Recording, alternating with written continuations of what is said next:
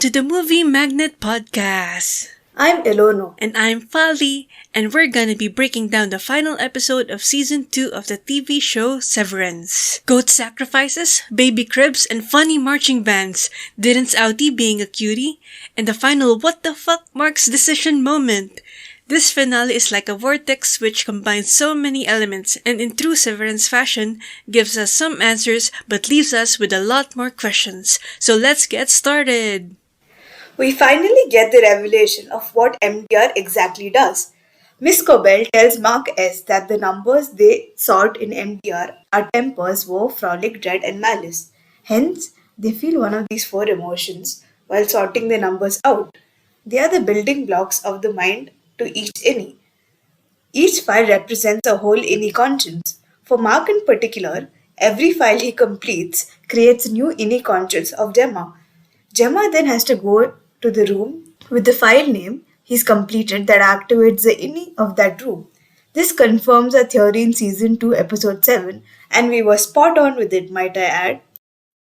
What Luman is currently doing is trying to achieve victory in Kier's eternal war against Spain. Hence, we see Gemma's innie go through various traumatic situations in each of the rooms. Be it a dental surgery pain, a plane crash, the pain of continuous writing, and the pain of losing a child. Seems like when the outie or the innie goes through high levels of trauma, there are chances that the severance barriers loosen and small amounts of information might seep through. So Cold Harbor seems to be important because it tests how innie Gemma would react inside the room facing the trauma that her outie went through. As soon as Mark S. finishes the Cold Harbor file, Gemma is made to wear the clothes she wore on her last day with Mark before she was taken away to Lumon. She is then asked to enter the Cold Harbor room, which activates her Cold Harbor innie. This innie is the 25th innie of Gemma as Mark S. has completed 24 files prior to this. As soon as she enters the room, Dr. Maurer, observing her from the computer, instructs her to dismantle a baby's crib, just like Mark did when Gemma lost their child. The innie does as she's told and begins to dismantle the crib. Dr. Maurer is excited seeing this, as it would mean that Lumon was successful in completely detaching the innie from the outie's trauma. Although we got a lot of answers, there are still things regarding this process we don't know about. If Mark is working on Gemma's innie, what are the other MDR employees working on? Are there other outies like Gemma in the testing floor who are being experimented on? Does each MDR employee get to work on an assigned outie in the testing floor, or can more than one employee work on the same outie to activate different innie consciences? Also, we've not seen a concrete scenario where the severance barriers were unable to hold. So what exactly is the trigger to completely loosen the barriers or reintegrate? Speaking of reintegration, we get a back and forth with the outie and innie Mark this episode, which was really satisfying to watch. Mark S. essentially questions if this whole reintegration process is even real, and is skeptical about the outie Mark allowing him to live peacefully together in the same body as they love different people, and Mark S. only has about 2 years worth of memories, so the reintegration will cause Mark to be more his outie than his innie. These are really valid questions by Mark S., which the outie can't give a concrete answer to. On the final day of Mark S. completing the Cold Harbor file, as the elevator opens, he sees a painting of himself called The Exalted Victory of Cold Harbor. He meets Helly, where he tells her everything he knows. Helly encourages him to save Gemma because after doing so, he may actually have a chance to live if the outie goes through the reintegration process, because it seems like they're gonna be doomed regardless. After he completes the file, and a test is conducted with Gemma's Cold Harbor innie, which if successful, she will die, and at which point they wouldn't need Mark, Gemma, or any of the MDR innies anymore. When Mark S. tells he wanted to be together with her in the outside world, she replies saying, I am her, implying her being in Helena's body would prevent her from possibly reintegrating with her innie, cornering her existence only within the severed floor of Lumen. After listening to this, Mark agrees to saving Gemma. Once he's completed the file, he witnesses a show with Mr. Milchick and an animatronic Kier. We've previously seen Kier as a still mannequin in the Perpetuity Wing in Season 1. In Season 2, we see Gwendolyn mentioning that her former office had an animatronic Kier. We wonder if it is the same one. There's also a reference to animatronic Mark, Helly, Irving, and Dylan in Season 2 and Episode 4. This also leaves us with more questions. Are the animatronics different types of experiments to possibly reincarnate Kier? Are these goat sacrifices related to achieving this goal? Comment down below what you guys think. Speaking of Dylan, he also makes an appearance at MDR this episode. Contrary to what they were implying in the last episode, we were right that we thought the Inni couldn't resign unless the outie gives permission to. The Inni, seeing Mr. Milchick, asks if his outie actually rejected his request because Gretchen ended things with him because outie Dylan was angry because he was being cheated on. The outie had a message for Dylan G saying that he heard he was a badass out there in the seventh floor, being a very competent employee. He thinks Gretchen is perfect, and since they have the same body, he thinks the Inni agrees. He wants to one day make Gretchen look at him like he looks at his Inni. So he said he wants him to stay at Lumen and live because he likes the idea of part of him being a very competent person. This is extremely cute of Outie Dylan to do. After the Milchick and Kier show, they break out into a marching band dance performance, which was being performed by the choreography department. The instruments they use are the ones made by the optics and design department. We also see a glimpse of the intro of Season 2 in Irving's Cup. Mr. Milchick joins them and dances. This reminds us of the music and dance performance in Season 1 by Mr. Milchick. This was easily the most iconic scene in Season 1, where Mr. Milchick really gets the groove on and lets loose, dancing and having a fun time, but Dylan proceeds to bite him, ending the performance. A similar scenario follows here. While Mr. Milchick is dancing, he is trapped inside the bathroom by Helly. When he tries to get out, Inni Dylan, after reading the message from his outie, decides to help Helly out and ends up blocking the door with a vending machine. Dylan using the vending machine to trap a Lumen manager is a very nice throwback because Dylan loves the vending machine for its various snacks. Mr. Milchick being out of the way, Mark tries to enter the doorway to the testing floor elevator, but he's missing the black card that only higher management has. Due to this, Mr. Drummond, who asks the mammalion's nurturable chief to sacrifice the goat using a gun, hears him and rushes out to almost kill Mark. The goat department chief, who was already pissed off because she was just asked to sacrifice as many goats as Kier needs, threatens Mr. Drummond with the gun to his head to leave Mark. Mark then, with the gun in his hand, asks Mr. Drummond to open the elevator door, tells him to show his outie the way to Gemma when the elevator descends. However, while this switch was happening, Mark involuntarily presses the gun and kills Mr. Drummond. He recognizes the cold harbor room and enters it, using Mr. Drummond's blood from his tie. He then convinces the Inni Gemma to stop dismantling the crib and follow him. Although the Inni did not recognize Mark, she still chose to follow a guy covered in blood rather than follow Dr. Mauer's instructions. Does this mean the Severance barrier loosened? Because if the barrier was strong, she wouldn't be tempted to follow a suspicious-looking stranger. I guess Lumen still has work to do in terms of being fully successful in the barrier's holding. Mark and Gemma leave the testing floor and reach the severed floor. Now they turn into Mark S. and Miss Casey. Mark rushes to help her escape outside Lumen through the door. Now Miss Casey turns into Gemma and asks Mark to come with her from the outside. But Mark, still being his Inni, sees Helly. Mr. Milchick is trapped because Helly and Dylan convince the choreography department to help them fight against Lumen. Hence, Helly meets Mark at the quote-unquote equator, as in the door between the outie and the Inni. But Mark chooses to be with Helly. This decision seems to be controversial, as this would mean Mark cannot reunite with Gemma. However, we don't think Mark would continue to reintegrate when he gets Gemma back because it's highly dangerous procedure. So Mark S decides to spend what may be his last moments with Helly R in the severed floor. Okay. How did you find the episode? What's your reaction to this episode? I quite liked it, especially when Helly said see you at the equator and they don't even know what the equator is. It gives you a very hopeful feeling because I feel like a lot of Oh. us are going through a lot of things where we're feeling hopeless. So, For you, it's a hopeful. For me, it was bittersweet. No, at least like when she said like see you in at the equator when not even knowing they'll be alive, not even knowing where the equator Ah, is. that was So hopeful. so from their point of view, it's really hopeful, right? Because they have a lot of limitations in what they can do, but they remain hopeful regardless. So yeah, especially Helly.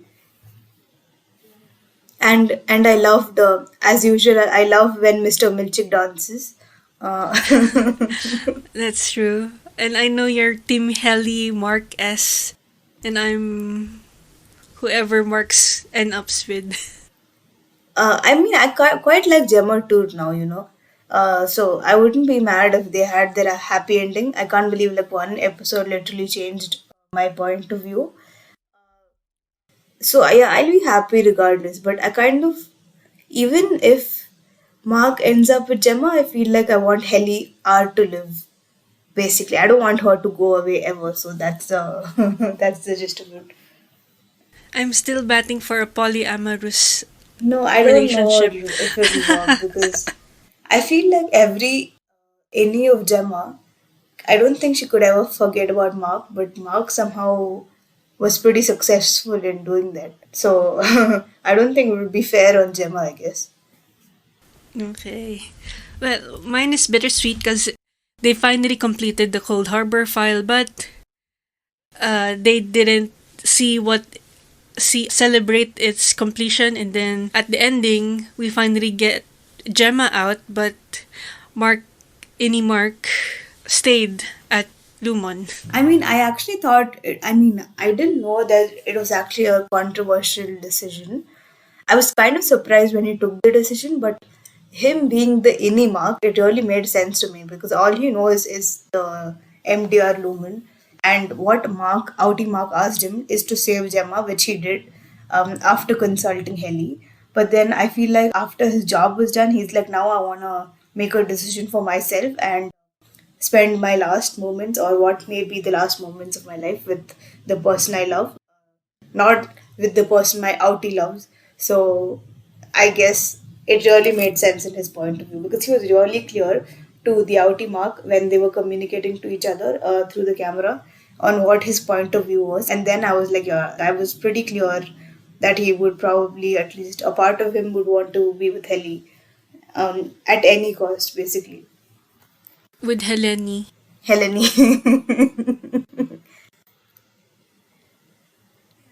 I get what the other side wants, that the most logical point is for Mark S and Gemma to get out at the same time. But then that completely erases any Mark's input in what happens to his body, to his life. Exactly. And the problem is also who Heli is, because if she comes out, it'll be the end of both of them. So she cannot come out. She has to live inside Lumen. There's no other way. Mark knows that. So I guess that he sacrifices Outie Mark basically for that. He's like, I got your girl out. Now leave me alone. Yeah, that's true. So hopefully we can see more of Gemma and Outie Mark, or any Mark and Helly in the next season. I don't know how I feel they'll. like the next season will be Gemma trying to get Mark out probably. Uh, Ah, because I don't think she is the person to give up. Like she has never given up in 2 years, and even her innies are never thinking about anyone else except for Mark. Like basically, and it's to the point where she can comfortably dismantle her baby's crib, but when Mark appears in front of her, even when she's in innie, and even when he's covered in blood, she chooses to follow him, even if she doesn't know who he is. Basically, so that's how strongly their bond is from her side. yeah. That was surprising. Yeah, yeah, yeah. She didn't even question who the stranger was, just Exactly. followed So, him. like, she chose to follow him rather than just comfortably sit in a room and dismantle the grip. Okay, okay, that's it for the reaction to this episode. Next question. So, what does the creepy mark painting mean? It's called the Exalted Victory of Cold Harbor, and we see it right at the beginning when the elevator opens and Mark enters to the Lumen Sever floor on the last day. Yeah, it is a very creepy painting. I guess it depicts Mark completion of Cold Harbor, but for us, it depicts the whole of season 2, So like I in the guess. painting, right, we have Mark in the middle, and we have like all the other people helping him to finish the fight. So basically, we have Mark, we have Kobel, we have Mr. Milchick, Miss Huang, the MDR employees. We even have Irving Ah, yeah, of and course. Miss Casey. Of course, Irvin, Dylan, Miss Casey, and we have, surprisingly, we have Rickon, we have Devin and her child Eleanor, and we have Rickon's friends too. Oh. Like, if you recognized it in Oh season yeah. one, in the Yeah. dinner party, we have them as well. And we have the temporary MDR employees who worked just for an episode. And also, we have the animatronics Mark, Dylan, Yeah. Helly and Irving, which is also Irving. funny. Yeah. And another interesting thing is, I mean, we also have like Sir John and the security guy who died in season one. I forgot his name. Oh yeah. He Um, was there in the cliff exactly, overlooking exactly, and everyone. Natalie, of course. And then above that, it's kind of like an image of Woe's Hollow, if you remember, because it's like a waterfall, snow-covered waterfall, Yeah. and it reminds us of the Woe's Hollow, like when Milchick showed the MDR employees. The the Woes Hollow episode. Yeah, and then in the top of it, it seems like all the Egan CEOs are on top. So we see Helena front and center. It's like a shadow, but so we don't exactly know properly who's who. But according to season one and the number of past CEOs they've shown, the number kind of matches. So it's probably Helena, Jay, Megan, Kier, and so on. I don't remember the other people's names. So yeah. It's kind of like a weird seance of sorts of what Mark is performing. It looks like that at least from the painting. Okay. I don't know, like the Yeah. Mark's face is really weird in that painting, and I can't get over it for some Yeah. reason. It's very. It's a shocking picture, Yep, especially after you get out of the elevator and see that. It's exactly. very shocking. Yeah, But yeah, it does depict Mark's journey somewhat of completing the Cold Harbor file. exactly. What else should it mean? I'm not sure, but yeah, I mean, that's what we have with us so far, I guess. well, it does show how important the Cold Harbor file is to Lumon, That's true. That's true. making a big ass painting out of the event. I mean, yeah, yep, that's true. What would happen to them? Who is them? What would happen to Mark, Helly, Dylan, and the other severed floor employees? So I feel like probably you mean in the next season, right? So Yeah, I feel like we'll form like a solid team between Dylan's Outie and Annie because I don't know, somehow they feel like they want each other to exist. Okay, at least the Outie wants the Annie to exist, and we kind of know that the Outie is like the dominant personality for now. So yeah, I feel like they kind of will form a solid team, and I feel like Dylan will go like full on in being in leading the revolution and Lumen. Yeah, and regarding Helly, that's the most interesting part because you remember the incident when Jay Megan comes to Helly and then he literally confesses to her, saying that he doesn't yeah, love his own daughter. But he liked her when he saw cure in her when she was a child, but then it fizzled out apparently. yeah. And now he sees cure within Heli. So, what do you think Helly. cure means in this case? Oh, I think that the most that between the two, Helly and Helena, the most care-like is Helly. Uh, So I think Jamie oh, okay. sees Helly as someone who is more fit to lead Lumon than Helena. Okay, probably. But I mean, we associate cure with like obedience and calming the tempers and stuff like that. And Helly is a lot more rebellious than Helena, so it's kind of weird that he says he sees cure in Helly versus Helena. Because if you, Oh, the preaching about cure is always following the rules, doing as you say stuff. So yeah, it's kind of a weird thing. But I feel like James Egan might try to make Helly run the company versus Helena because he clearly yeah, has he likes Helly more apparently. I don't know why. Although she tried to ruin Lumen in season one, I don't know why. yeah. With her speech. I don't think I don't see Helly. I don't see Helly ever liking Lumen to be honest because maybe she might try to pull a code Geass and try to rule Lumen in the shadows, but actually trying to ruin them. I don't know. I would like such an angle. Yeah, I would like Helly to be Lumon's ruin. Yeah, exactly. I That's mean, more entertaining than her leading Lumon. but in any regard, I want Helly to be like alive because I don't know. I couldn't care less about Helena, but I want Helly. So yeah. Yeah, I don't like manipulative Helena. And she's not even good at it. So yeah. Okay, so regarding Irving, I don't know. This is the most mysterious one. I feel like they try to give like a full closed ending to him, but I don't know. I would feel pretty disappointed if he doesn't return, especially after all his investigation attempts at Lumen. We don't know why he's investigating them and why he has so much information on almost every employee and how he even knows um, the testing hallway elevator exists. So many questions unanswered in Irving's point of view. So hopefully we see him return in the next season. I hope he returns along with Bert. Yep.